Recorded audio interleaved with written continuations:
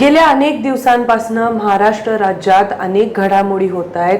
काही चांगल्या, काही वाईट, थोडंसं काहीतरी अस्थिर असल्यासारखं चित्र कुठे ना कुठेतरी दिसून येते. अनेक लोकांनी त्याच्यावरती मत मांडले, पण यावरती सखोल चर्चा करण्यासाठी माझ्यासोबत आता काँग्रेसचे वरिष्ठ नेते विजय वडेट्टीवार सर आहेत.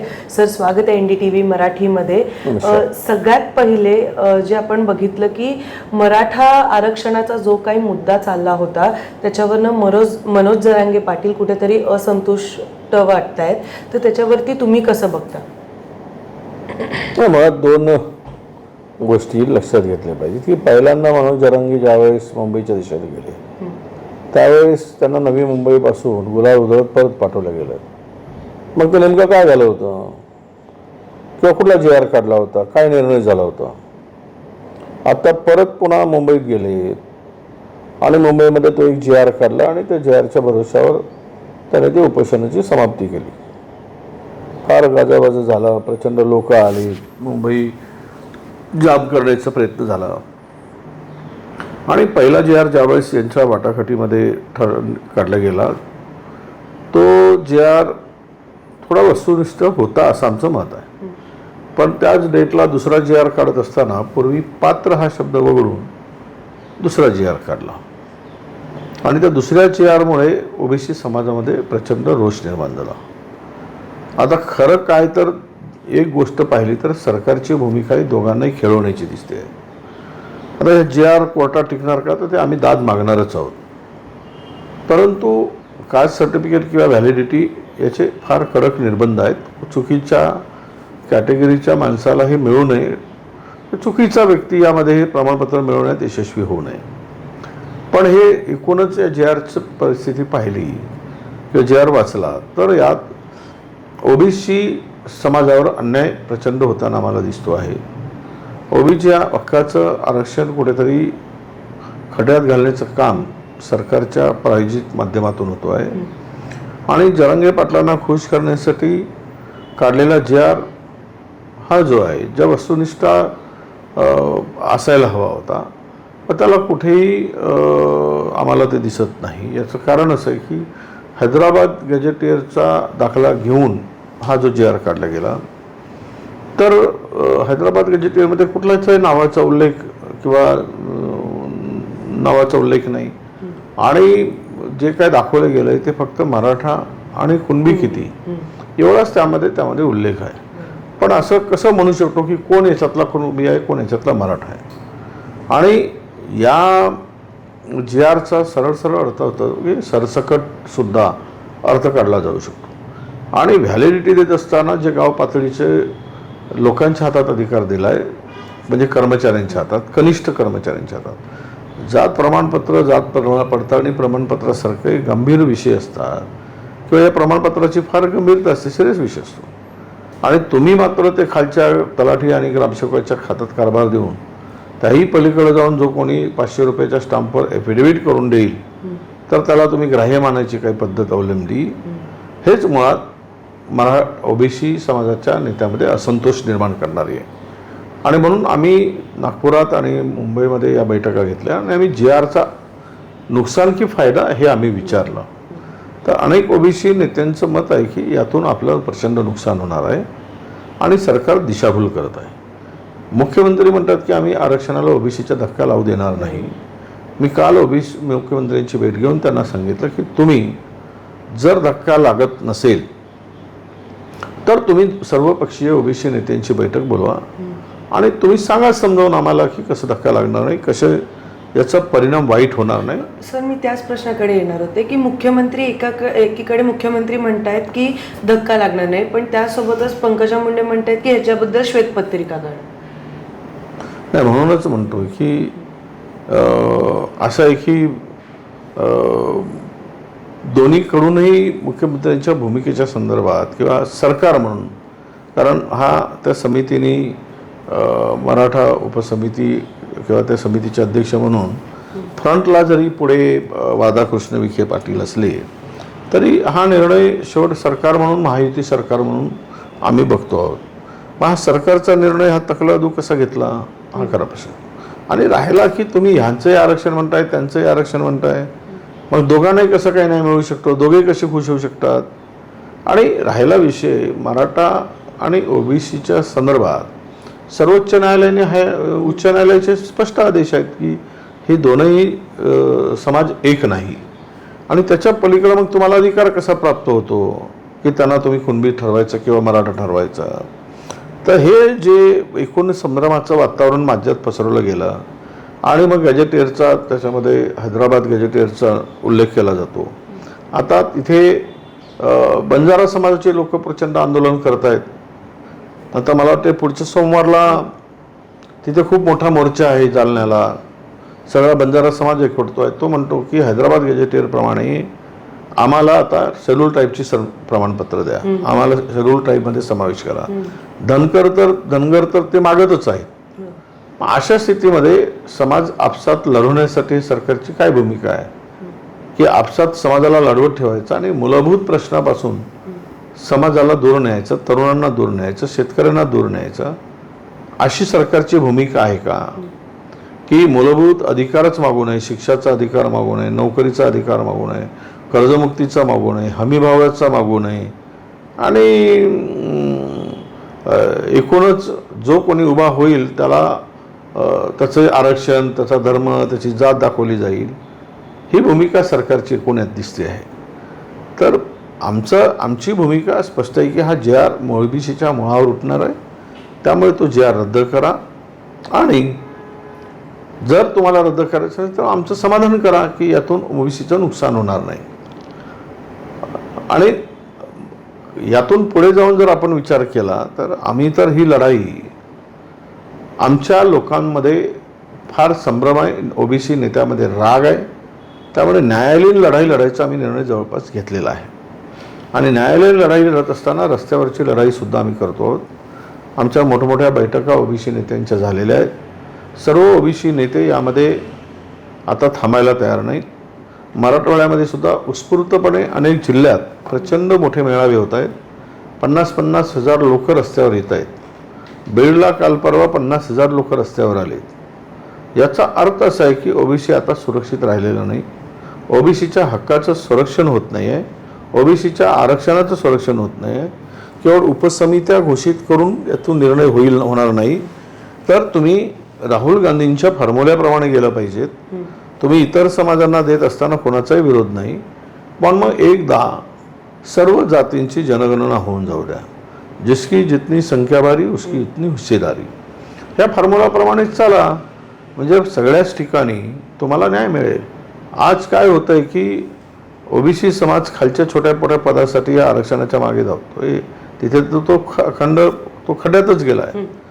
परंतु ओबीसी समाजाला तुम्हाला इतर सगळ्या समाजाच्या प्रभावाबरोबर आणायचं असेल तर त्याचा वाटा त्याला मिळाला पाहिजे. तो न्यायव्यवस्थेमध्ये असेल, सरकारमध्ये असेल, प्रशासनात असेल. तर ज्या ज्या व्यवस्था आहेत या देशाला कंट्रोल करतात त्या सर्व व्यवस्थेमध्ये ओबीसी कुठे आहे, किती टक्का आहे, आणि तो जर नाही आहे तर त्याला न्याय कसं मिळेल, त्याच्या अपेक्षापूर्ती कशा होतील, त्या समाजाला न्याय कसा देऊ शकू. आणि केवळ तोंडाला पानं पुसण्याचा प्रकार किंवा एखादा चॉकलेट देऊन लहान मुलांना शांत बसवतो तसा प्रकार जर सरकारकडून होत असेल तर हा मला वाटतं की सरकारची ही भूमिका दुपट्टी भूमिका आहे. आणि सरकार म्हणून ओबीसीला न्याय देण्यापेक्षा ओबीसीचं नुकसान करण्यासाठी पद्धतशीरपणे ही केलेली प्लॅनिंग आहे असं आमचं स्पष्ट मत आहे. सर, या सगळ्यामध्ये ना छगन भुजबळ जे आहेत, जे ओबीसी नेते म्हणून सगळीकडे त्यांचं ओळख आहे, ते ओबीसींसाठी वारंवार आवाज उठवत असतात. या सगळ्यामध्ये छगन भुजबळ काही बोलताना दिसत नाहीये. जेव्हा एवढा मोठा प्रश्न उपस्थित केला जातो, एवढा मोठा आवाज उठवला जातोय. लक्ष्मण हाके जे पुण्यातले ओबीसी नेते म्हटले जातात पुण्यातले, त्यांना ते सुद्धा म्हणतात की जर गरज पडली तर आम्ही रस्त्यावर उतरू. तर एवढं सगळं होत असताना छगन भुजबळ काही ठोस भूमिका मांडताना दिसत नाहीये. नाही, असं नाही आहे. त्यांनी भूमिका मांडली आहे. भुजबळ साहेबांची भूमिका मांडली आहे. काल त्यांनी पत्रही दिलेलं आहे आणि न्यायालयीन लढाईची तयारी पण त्यांनी केलेली आहे. आमचं मत आहे तेच मत भुजबळ साहेबांचं सुद्धा आहे. त्यामुळं कदाचित ते मत बावनकुळेंचे उद्या ठरेल. सत्तेमध्ये असल्यामुळे बोलण्याला मर्यादा येतात. ते मग बावनकुळे जे असू देत किंवा भुजबळ साहेब असू देत, तर बावनकुळे साहेबांच्या मनात सुद्धा आग असेल, पण ते विझवण्यासाठी त्यांच्याकडे पाणी नाही. आणि त्या भुजबळ साहेबांच्याही मनामध्ये आग आहे, पण सत्तेमध्ये असल्यामुळे ते पाणी त्यांना मिळत नाही आणि आग काही विझत नाही, असा कदाचित त्यांना वाटत असावं. पण नक्कीच सांगतो की त्यांनी दोघांची भूमिका तशीच असावी. आणि विशेष करून भुजबळ साहेबांच्या भूमिकेच्या संदर्भात मी स्पष्टपणे म्हणेल की त्यांनी ती लढाई भविष्याची म्हणून ते व्यवस्थितपणे हाताळत आहेत आणि त्यामध्ये आम्ही सोबत मिळूनच काम करतो. ठीक आहे, पक्ष वेगळा आहे, पण ओबीसी म्हणून लढण्याची मानसिकता आमची एक आहे. आज राज्यभरात वेगवेगळ्या ठिकाणी आंदोलन करण्यात आलं जनसुरक्षा कायद्याविरोधात महाविकास आघाडीकडून. पण आज पुण्यात आपण बघितलं तर फक्त राष्ट्रवादी काँग्रेस, शरदचंद्र पवार गटाचेच सगळे आंदोलनकर्ते दिसत होते. महाविकास आघाडी म्हणून तिथे कोण असं दिसलं नाही. नाही, असे स्थानिक पातळीवरची ते काही आंदोलनं असतात ते त्यांच्या कोऑर्डिनेशनमध्ये कुठे काही कमीपणा असेल किंवा एकत्र येण्यामध्ये कम्युनिकेशन काय थोडी गॅप असेल, पण या विधेयकाला विरोध मात्र सर्वांचाच आहे त्याला.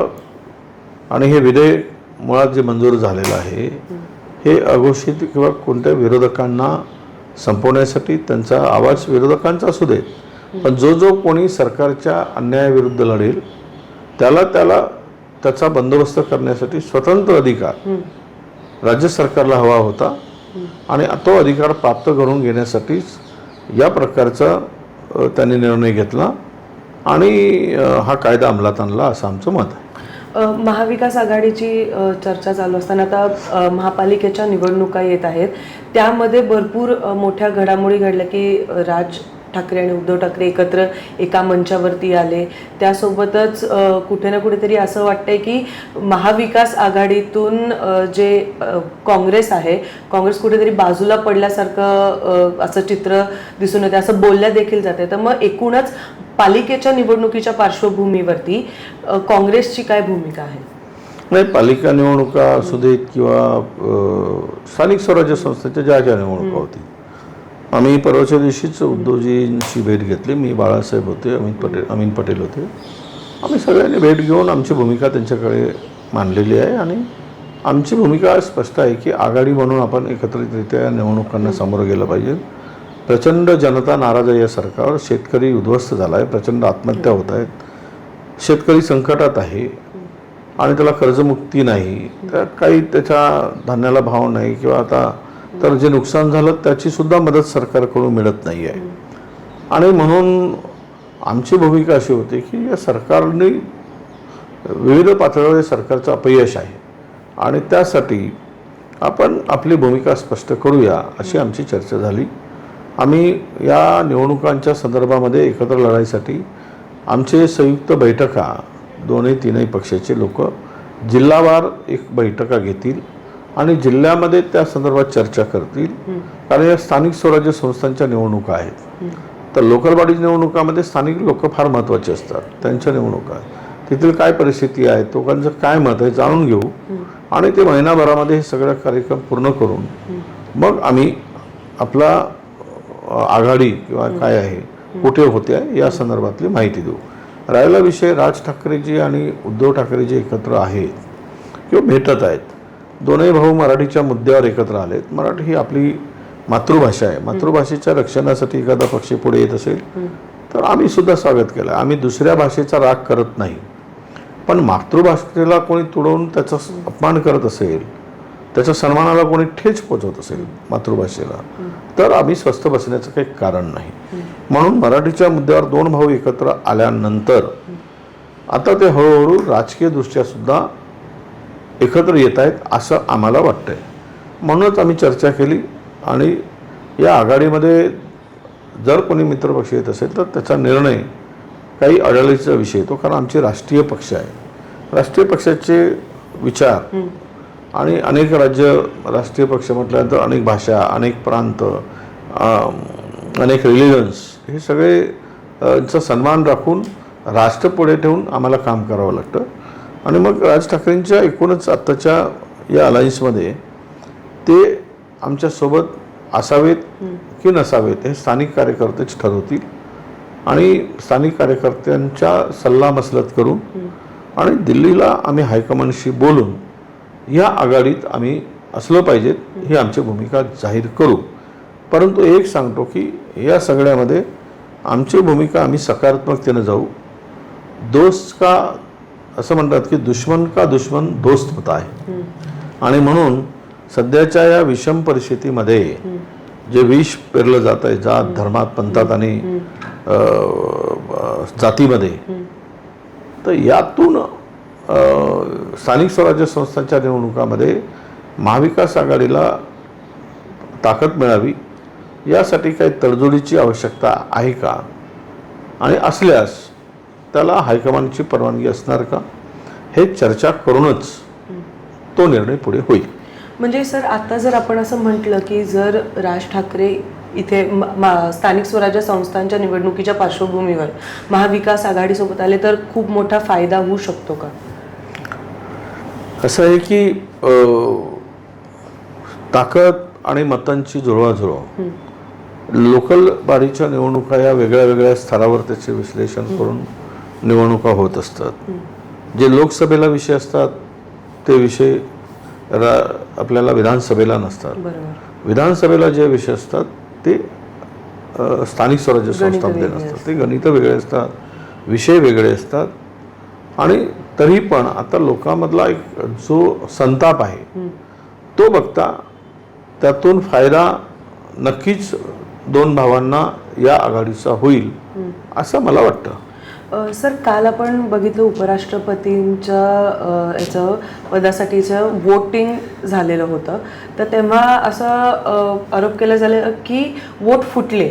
आज या संदर्भात सुप्रिया सुळे यांना विचारलं गेलं तर त्यांचं म्हणणं होतं की कुठल्या बेसिसवरती की ते फक्त महाराष्ट्रातले वोट फुटले, कुठल्या इतर राज्यातले सुद्धा फुटू शकतात.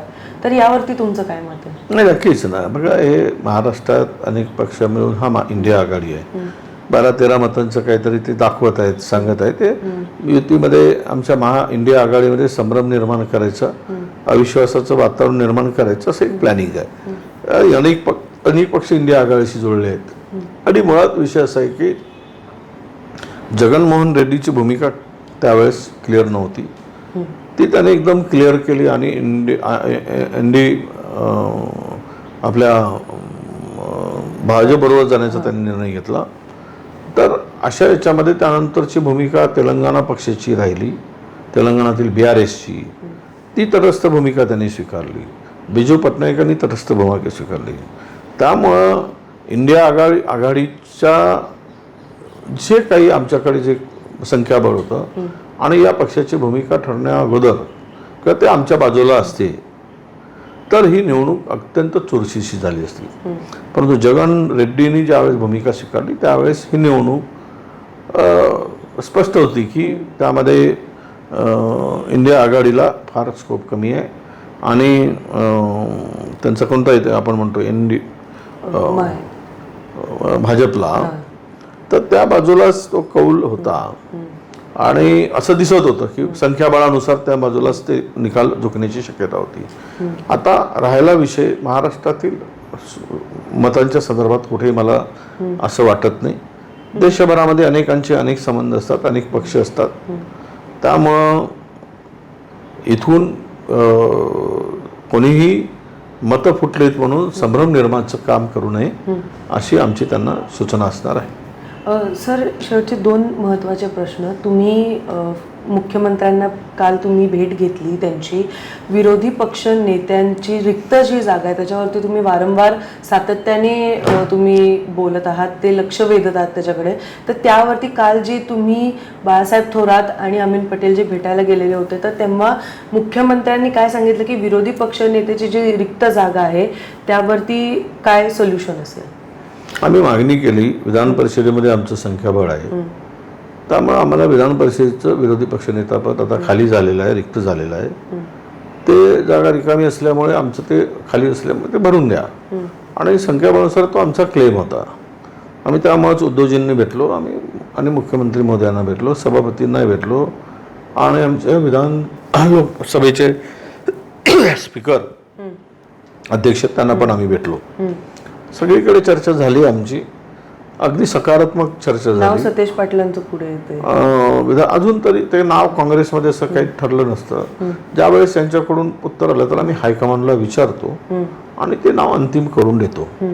त्यामुळे यांच्याकडून जर तयारी आता दिसली आणि ते आम्हाला चर्चा करून सांगणार आहेत, तर ती त्यांच्याकडून उत्तर आम्हाला आलं की तुम्ही नावं द्या, तर आम्ही त्यांची नावं त्या पद्धतीनं देऊ, ते हायकमांडला विचारून देऊ.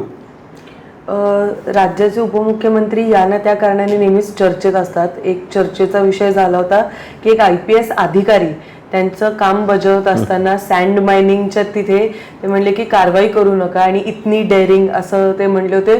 थोडंसं एक हिटेड कॉन्व्हर्सेशन आपण म्हणतो तसं झालं होतं. तर त्याच्यावरती एखाद्या IPS अधिकाऱ्याला असं बोलणं कितपत योग्य उपमुख्यमंत्र्यांकडनं? नाही, असं आहे की प्रोटोकॉल सगळ्यांना आहे. तो IPS अधिकाऱ्याला सुद्धा आहे आणि उपमुख्यमंत्र्यांना सुद्धा आहे. प्रत्येकाने प्रोटोकॉलचं भान ठेवून वागलं पाहिजे. मी कोणाचं समर्थन करतोय आणि विरोधही करत नाही, पण त्या दिवशी सगळं मी बघितलं. एक तर अजितदादांनी त्या फोनवर बोलण्याची गरज नव्हती. त्या कार्यकर्त्यांच्या स्वतंत्र फोन लावून त्या अधिकाऱ्यांना बोलण्याची गरज होती. त्यावेळेस अधिकाऱ्यांना डायरेक्ट जर फोन त्यांच्याकडे नसेल, त्यांच्या वरिष्ठ अधिकाऱ्याकडून त्यांना मेसेज द्यायचं होतं की अजितदादांशी बोलून घ्या, आणि मग ते काय सांगायची सूचना ते दिल्या गेल्या पाहिजेत. दुसरा विषय असा आहे की कार्यकर्ते उतावळे असतात आणि ते काम जे होतं, जे मुरुम जे टाकलं जात होतं ते रोडवर टाकलं जात होतं. रोड खराब होता.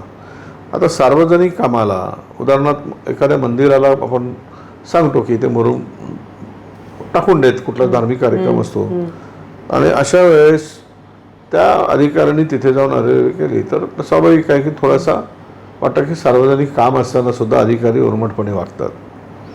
आणि तिसरी महत्त्वाची गोष्ट अशी की ज्यावेळेस यांचा फोन त्या कार्यकर्त्याच्या मोबाईलवर गेला तर ते रेकॉर्ड करण्याची गरज नव्हती. तुम्ही मोबाईलमध्ये घेण्यापेक्षा ते तुम्ही ऑडिओ तयार करून ते ऐकून नंतर ते कन्फर्म करू शकला असतात. म्हणजे यामध्ये तुमचा उद्देश हा त्यांनी सांगितलेल्या कामाला प्रशासनानं किंवा त्यांनी जर काही सूचना केल्या तर मी श्रेष्ठ आहे, मी कोणाचंच ऐकत नाही किंवा माझी कारवाई कोणी रोखू शकत, असाही त्याचा उद्देश निघतो, म्हणजे अर्थ निघतो. आणि दुसरी गोष्ट की उपमुख्यमंत्री जर बोललेत की ना एखाद्यासाठी वैयक्तिकसाठी बोललेत, कोणाचा चोरीच करायला उत्सुक केलं तर त्याचं समर्थन कोणी करता कामा नये. चोरी चोरीच असते. पण जी झालेली उद्या महाराष्ट्रातील अशा जर पद्धतीनं अधिकारी उपमुख्यमंत्र्यांचंच व्हिडिओ व्हायरल करतील, उद्या आम्ही एखादं काम सांगतो, सगळे आमदार काम सांगतात, त्या भागातील प्रश्न घेऊन लढतात सगळे. मग अशा वेळेस जर हे अधिकारी वागायला लागले, आम्ही म्हटलं की उद्या अरे ते सत्ता आहे तिकडे कीर्तन आहे, जरा 2 ट्रॅक्टर मुरुम टाकून लेवल करून घे, नाही मी बिलकुल सोडणार नाही, आणि मग आतून टेबलाच्या खालून 25-25 हजार रुपयानं 50-50 हजार रुपये ट्रॅक्टरचे महिना घ्यायचा, चालू द्यायचा राजरोसपणे. तर ह्यामुळं असे प्रश्न उपस्थित होतात. आम्ही चोरीचं समर्थन करत नाही, पण अधिकाऱ्यांची चूक आहे तेवढीच अजित पवारांची पण चूक आहे. सर, या येणाऱ्या स्थानिक स्वराज्य संस्थांमध्ये तुम्ही एक वरिष्ठ नेते आहात, काँग्रेसची भूमिका कशी असेल? नाही, असं आहे, आम्ही स्थानिक स्वराज्य संस्थेच्या लोकल बॉडीच्या निवडणुकीच्या संदर्भात आम्ही जिल्हा स्तरावरच्या नेत्यासोबत चर्चा करतो. आम्ही आता विधानसभा वाईज आमचे प्रभारी आम्ही नेमले, तिथेच परिस्थिती आणून तो रिपोर्ट आम्ही मागवला आहे आणि तो रिपोर्ट आम्हाला पुढच्या 8-15 दिवसात येईल. त्यावर त्या भागातील राजकीय परिस्थिती त्या जिल्ह्यातील पाहून कोणाबरोबर आघाडी कशी राहील, किती जागा वाटप राहील आणि त्या आघाडीमध्ये कोण कोण मित्रपक्ष पुन्हा येतील अधिकचे नव्यानं, हे सगळी चर्चा करून जिल्हा युनिट मानून आम्ही काम करू आणि निर्णय घेऊ. नक्कीच आपण बघितलं की आता जे वरिष्ठ नेते विजय वडेट्टीवार सर आहेत त्यांनी सांगितलं की जे स्थानिक स्वराज्य संस्थानाच्या निवडणुका असतील त्यावेळेस ते प्रत्येक जिल्हानिहाय मीटिंग होईल, त्यानुसार रिपोर्ट्स येतील आणि त्यानंतर भूमिका त्यांची स्पष्ट होईल की आघाडी म्हणून जातील का स्वबळावरती लढायचा निर्णय असेल. तर त्यासोबतच जे मराठा आरक्षणाचा विषय जो गेल्या अनेक दिवसांपासून खरं तर पेटलेला आहे त्या संदर्भात देखील की कुठे ना कुठेतरी ओबीसींच्या हक्कावरती हा प्रश्नचिन्ह उपस्थित होतोय, कारण जो आरक्षणाचा किंवा जो हैदराबाद गॅझेटियर आहे त्याच्यानुसार जर बघायला गेलं तर ओबीसींचा हक्क हा हिरावण्याचा प्रयत्न केलेला जातोय. तर आता जे न्यायालयीन प्रक्रिया आहे त्यानुसार तर जाऊच, पण ओबीसी नेते जे वारंवार लक्ष्मण हाके असू दे किंवा इतर कुठले असू दे, आज विजय वडेट्टीवार देखील हे म्हटलेले आहेत की न्यायालयीन प्रक्रियाने तर जाऊच, पण गरज पडली तर रस्त्यावर देखील उतरू. NDTV मराठीसाठी रेवती हिंगवे, पुणे.